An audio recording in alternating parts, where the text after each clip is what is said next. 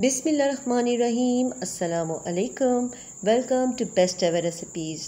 तो व्यूअर्स, आज हम आपके साथ कोई रेसिपी नहीं शेयर करने वाले, बल्कि हम आपके साथ शेयर करेंगे एक ऐसा तरीका जो आपके बहुत काम आने वाला है।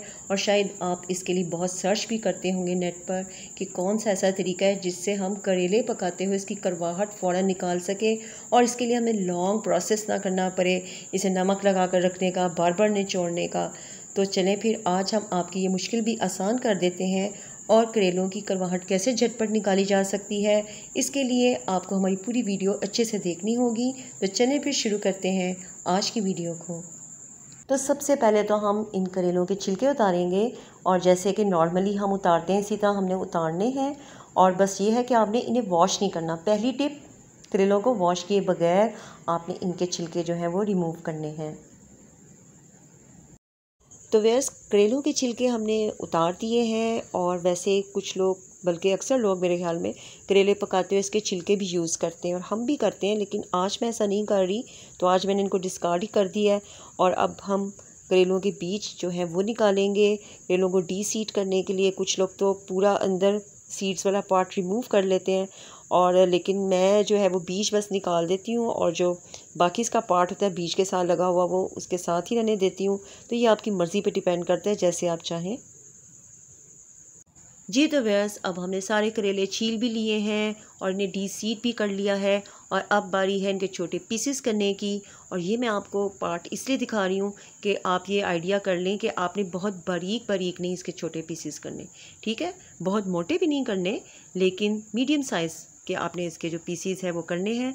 जैसे ये मैं आपको एक अंदाजे के तौर पे दिखा देती हूँ कि ये देखें, आप इस तरह से हमने इन्हें काटना है। ये देखें, ना ज़्यादा बहुत मोटे ना बहुत बारीक, ठीक है। इस तरह से सारे हम करेले पहले काट लेते हैं। जैसा आप देख सकते हैं कि हमने सारे करेले जो हैं वो काट लिए हैं। और देखें इनके पीसेस बहुत ज़्यादा मोटे भी नहीं है और बहुत ज़्यादा बारीक भी नहीं है। इस तरह से आपने भी काट लेने हैं। तो व्यूअर्स, नेक्स्ट स्टेप ये है कि हमने एक पतीली में पानी डालकर रख दिया है गर्म होने के लिए। और साथ में अब हम इसमें शामिल कर रहे हैं कटे हुए करेले, और इनको हमने इसमें डालकर एक बॉयल आने तक इन्हें पकाना है। जी तो व्यूअर्स, पानी को बॉयल आना तो स्टार्ट हो गया है, लेकिन अभी ये अच्छे तरीके से बॉयल होना शुरू नहीं हुआ। तो हमने टाइम तब नोट करना है जब ये अच्छे तरीके से बॉयल होना शुरू हो जाएगा। ये देखें, जैसे ये अच्छे खासे तरीके से अब पानी बॉयल होना शुरू हो गया है। और इस वक्त हम 3 या 4 मिनट तक इन्हें इसमें पकने देंगे। करेलों को 3 से 4 मिनट हो गए थे बॉयल होते हुए। तो अब हम इन्हें छान लेते हैं। बड़ी एहतियात के साथ आपने इसको छानना है ज़्यादा देर तक, क्योंकि हम इसे गर्म पानी में रख नहीं सकते कि ज़रा नॉर्मल हो तो हम इसे छानें, तो वरना फिर शायद करवाहट दूर ना हो। और इसके बाद आप इसको फ़ौरन नलके के नीचे रख दें इस छलनी को, ताकि जो इनका टेम्परेचर है तो वो भी डाउन हो जाए, और दूसरा ये कि जो करेले हैं वो दोबारा फर्म से हो जाएंगे। और इसके बाद हम थोड़ी देर के लिए इनको छोड़ देते हैं ताकि इनका टेम्परेचर जो है वो मुनासिब हो जाए। और जब करेले अच्छे से नॉर्मल टेम्परेचर पर आ जाएं और आसानी से हाथों में पकड़े जा सकें, तो अब बारी है इसमें से पानी को निचोड़ के निकालने की। और हाथों की मदद से हमने अच्छे तरीके से इसे दबा दबा कर पानी को निकालना है, जो इसने बॉयल होते हुए और जब हमने इसको नल के नीचे रखा था तो एब्जॉर्ब किया था वो पानी, वो सारा अच्छे से निकाल लेना है। ये देखिए, हमने अच्छे से पानी निकाल लिया और ये कितने ड्राई ड्राई से हो गए। अब हम इन्हें फ्राई कर लेते हैं, जैसे कि हम करेले जो है वो पकाने से पहले फ्राई करते हैं, हल्का सा इनका कलर चेंज हो इतना हमने फ्राई करना होता है। और बस जिस भी आपने खाने में इसको शामिल करना है, जो भी आपने करेलों की डिश बनानी है, उसके लिए ये बिल्कुल रेडी हैं।